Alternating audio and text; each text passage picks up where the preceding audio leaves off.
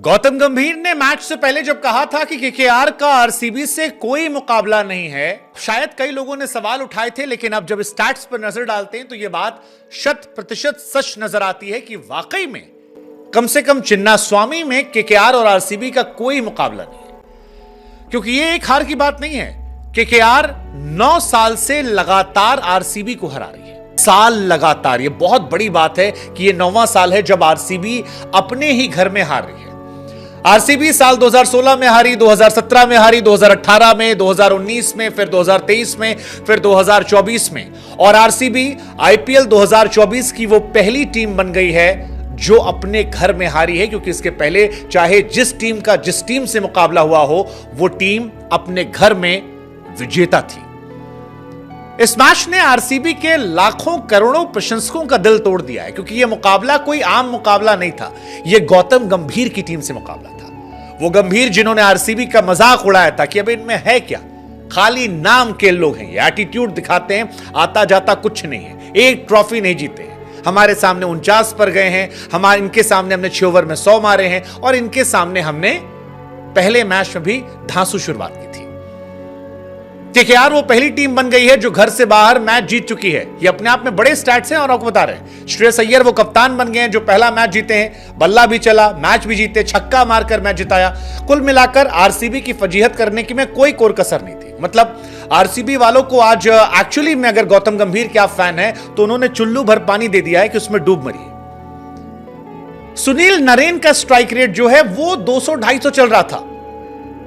Phil Salt जो है उसके बल्ले ने आग बरसी, वेंकटेश अय्यर ने बरसा के मारा। मतलब वो तमाम खिलाड़ी जिनके बल्ले में मानो जंग लग गई थी, जिनका बल्ला रन नहीं बना पा रहा था, उन्होंने आरसीबी के सामने बवाल काट के रख दिया और यह मैच जीतकर 2 में 2 जीत दर्ज कर ली। सुनील नरेन और क्रिस लिन ने साल 2017 में 105 रन की पार्टनरशिप की थी 6 ओवर में, और आज 24 में इतने सालों बाद नरेन ने 85 रन की पार्टनरशिप की। आपको जानकर हैरानी होगी कि नरेन 5 साल में पहली बार 20 रन के पार गए हैं और आज 22 बॉल पे 47 रन। ये इंटेंट, ये स्ट्राइक रेट आरसीबी के लिए चुल्लू भर पानी जैसा वो जख्म है जो आरसीबी को परेशान करेगा। सवाल पूछेगा कि यार इतनी खराब पिच नहीं थी जितना विराट की बैटिंग के वक्त लग रही थी। क्योंकि उस टाइम कमेंटेटर्स भी चिल्ला रहे थे कि भाई बहुत ही टफ पिच है, इस पिच पर आसान नहीं है, स्लोअर बॉल्स आती है, ऐसा होता है, वैसा होता है, ये होता है, फलनवा होता है। नहीं था। वेंकटेश अय्यर की बल्लेबाजी को देखकर नहीं लगा, श्रेयस अय्यर की बल्लेबाजी को देखकर नहीं लगा, सुनील नरेन या फिल सॉल्ट की बल्लेबाजी को देखकर भी नहीं लगा कि इस पिच में वैसा कुछ है।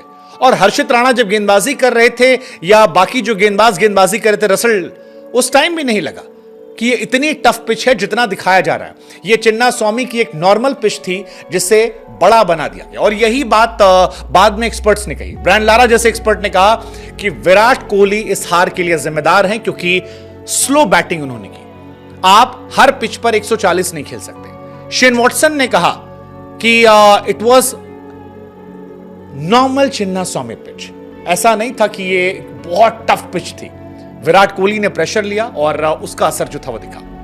और बहुत सारे खिलाड़ी हैं जिन्होंने इस मैच में विराट पर तंज कसे हैं और सवाल उठाए हैं उनके इंटेंट को लेकर कि यह तरीका गलत था। हर्षा भोगले ने भी यह बात कही है कि आप चिन्नास्वामी में इतना स्लो नहीं खेल सकते, और अगर आप खेलेंगे तो आपकी टीम हारेगी। आपके माइलस्टोन अच्छे लग सकते हैं। यह आरोप पाकिस्तान में बाबर आजम पर भी लगता है, यहां पर विराट कोहली पर भी लग रहा है कि आप 2nd गियर में, 3rd गियर में, 4th गियर में बैटिंग कर सकते थे, आपने नहीं गियर चेंज किया।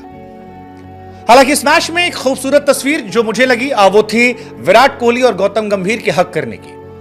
ऐसा लगा कि विराट कोहली ने गौतम गंभीर को हक करके वो बाहर की तपिश को कम करने की कोशिश कर दी, लेकिन विराट जिता नहीं पाए। और इसको लेकर सोशल मीडिया तक चर्चा तो ठीक है, लेकिन मैदान की चर्चा ठीक नहीं है।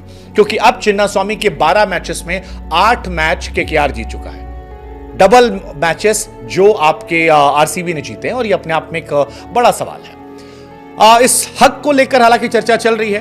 फेयर प्ले अवार्ड देने की बात कही जा रही है कि हक कर लीजिए विराट कोहली और गौतम गंभीर को। गवास्कर साहब कह रहे हैं कि इसे फेयर प्ले अवार्ड नहीं, इसे ऑस्कर अवार्ड दे दीजिए आप दोनों को। वेंकटेश अय्यर कमाल थे।